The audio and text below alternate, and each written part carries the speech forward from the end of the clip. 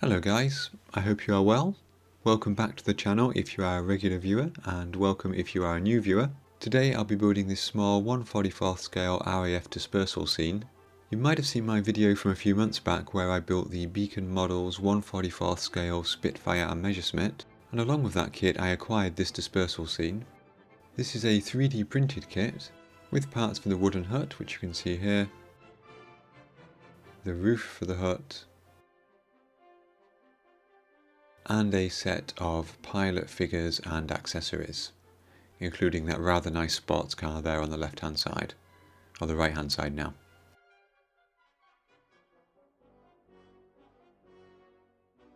I also have these bonuses that I got for supporting the Beacon Models Kickstarter. Again 3D printed. We've got the Tilly on the left and the Kubelwagen on the right. Of course the Tilly is the only one that's going to be useful for this scene. If we have a close-up look at the parts, we can see here all the planking detail on the wooden hut. We do have those print supports as well, which we just need to snip off, but they are all on the interior face of that, so that shouldn't be a significant problem. In fact, you can even break them off with your fingers and it won't cause an issue.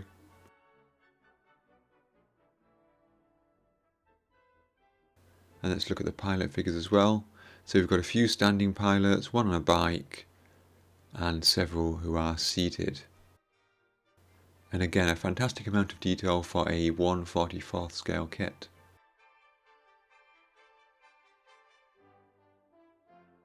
You can see there that the figures and the accessories basically match the artwork on the box. The supporter bonuses of the Kubelwagen and the Tilly are also excellent. Now I just need to find somewhere to use a 1/44th scale Kubelwagen. I started by putting the hut together. Because these are 3D printed, we can't use normal cement, so I had to use super glue. I found it best to put all the parts together at the same time, and that way we can ensure that everything is nice and square.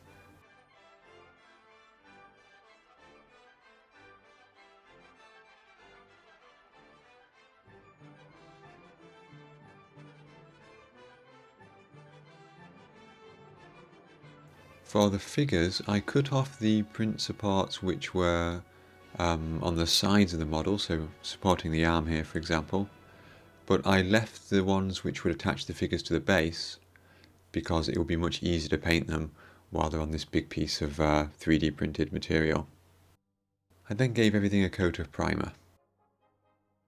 While that was drying, I found this small piece of XPS foam which is the perfect size for my diorama, although not quite the right shape, so I cut it to be almost square. I can imagine having my hut here, our figures gathered in front of it waiting for an aircraft to return for example, and our vehicles around the sides. Some small pieces of wood were cut to border that piece of foam, and they were attached using PVA glue. Most of the ground area will be covered in static grass. However, even in this scale, this foam is a bit too flat, a bit too consistent for the ground. So in order to get a little bit of terrain variation, I use this AK Interactive dry ground paste. If you've watched my channel for a while, you'll know that I tend to use this for a lot of things. It's great stuff, and I think the texture inside it is just about in scale for this 1/44th scale scene. I just had to make sure that I spread it very thinly, just the tiniest amount, basically just covering that blue foam. And I took it right to the edges so that it also covered the wooden edges. Once that was dry, 24 hours later, I used some black model paint to give a nice thorough coating to the entire base. Again, although that's going to be covered with another colour and with some static grass, I always think black is a good colour to add first. Then it was out with the airbrush to give everything their base colour. So the ground was given a coat of XF52, which is flat earth. The hut was given a base coat of black and then painted XF58 olive green. The figures were given a coat of XF18 medium blue with a couple of drops of XF8 blue inside it just to brighten it a little. The Tilly was given a coat of AK Real Colours 33, which is khaki green number 3, which is a British early World War II colour.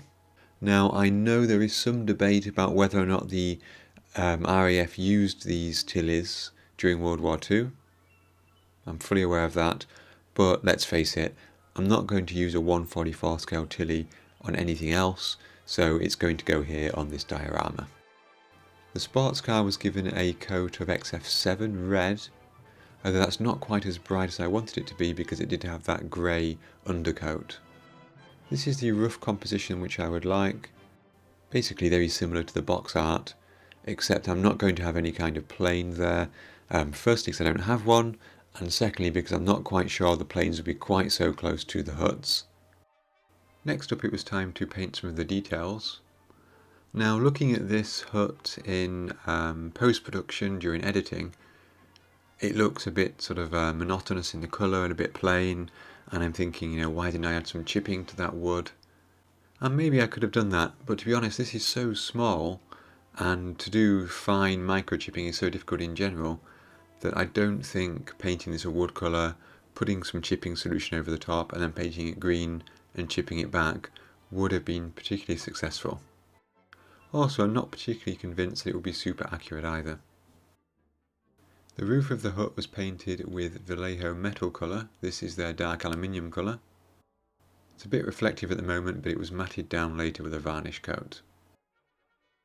In terms of the figures themselves, they were given a grey primer coat, and then everything was painted in a base coat of an RAF blue colour.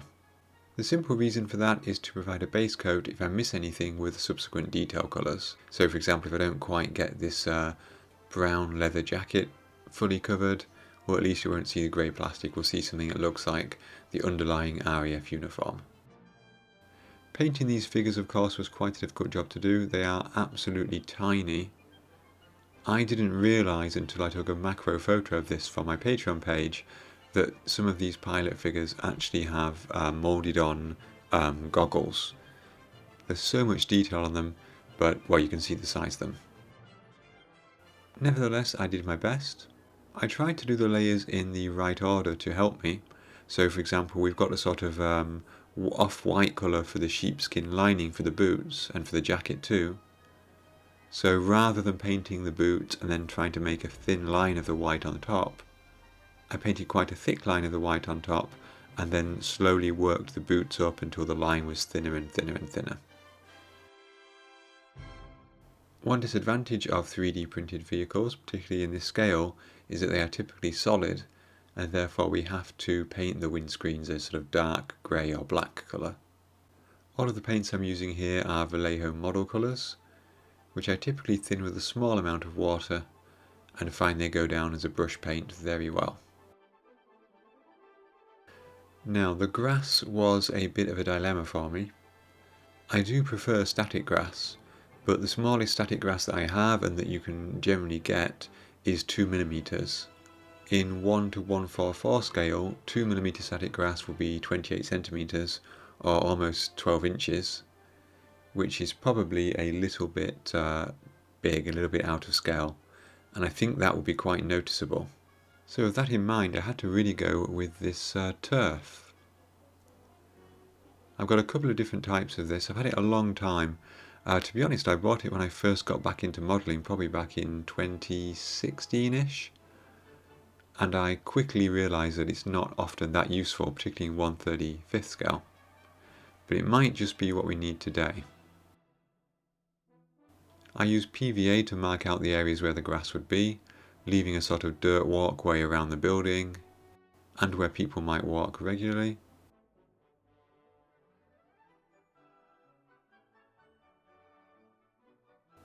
I was then quite liberal with sprinkling on the turf.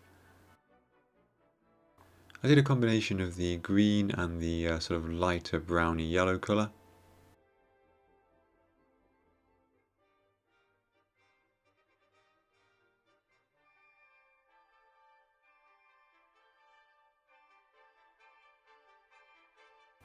Letting it sit for a bit and then flipping it over to remove the excess.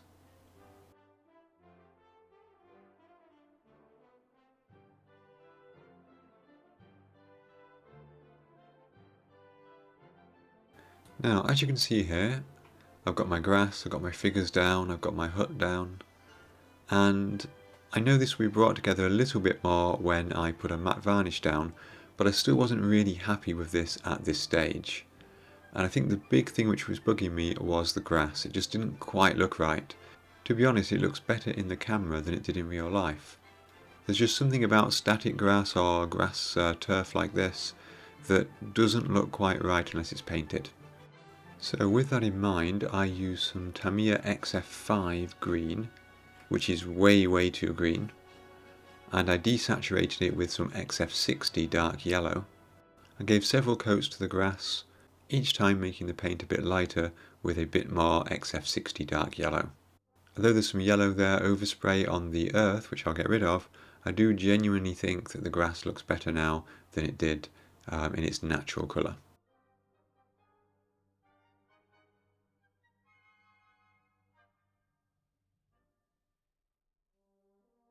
Then to get rid of that aforementioned overspray, I took some pigments. This is European Earth by Ammo, and quite liberally went all over the walkways and the dirt areas.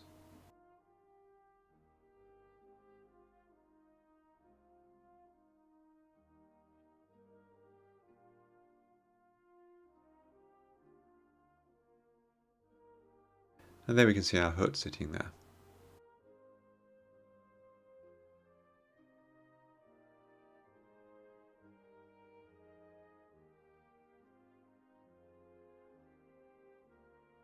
Although it doesn't make a huge amount of difference, I took some plastic from an old, I think it was a plastic strawberry container, cut out some squares,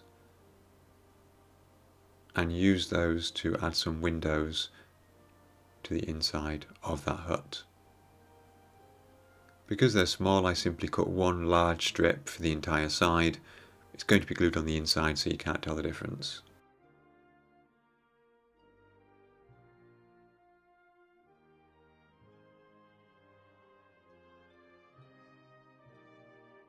All of the figures, the hut and the tilly were given a matte varnish with VMS varnish. The sports car was given a gloss varnish to try to bring out that red paint. Then I used Abteilung 502 oil paint, this is a sepia colour, to do a pin wash over the figures and the hut and the vehicles.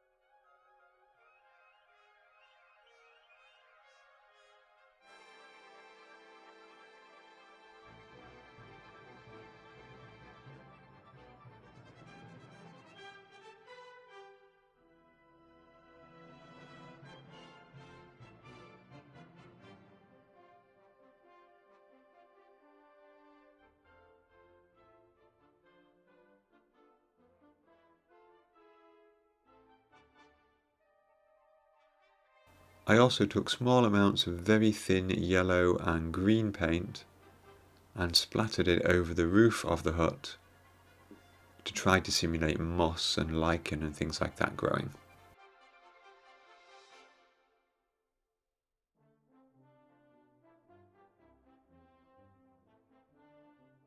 And with that done, I figured that my model was complete.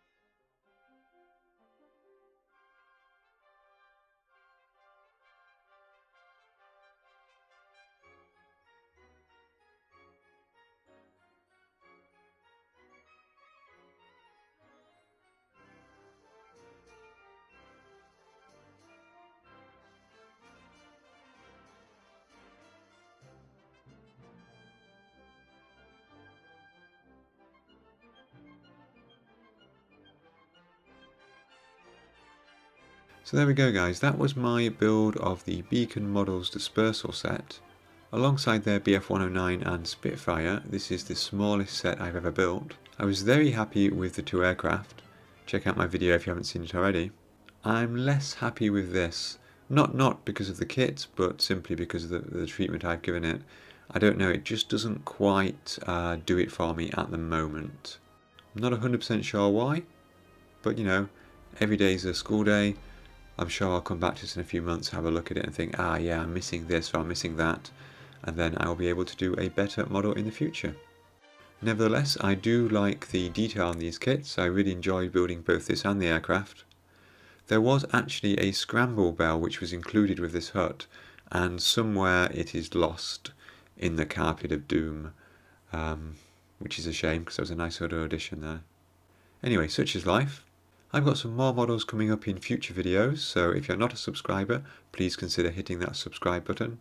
And whether you're a regular viewer or a new viewer, I would like to say thank you very much for watching. Extra special thanks to my Patreon supporters and YouTube members. And until my next video, I wish you lots of fun modelling.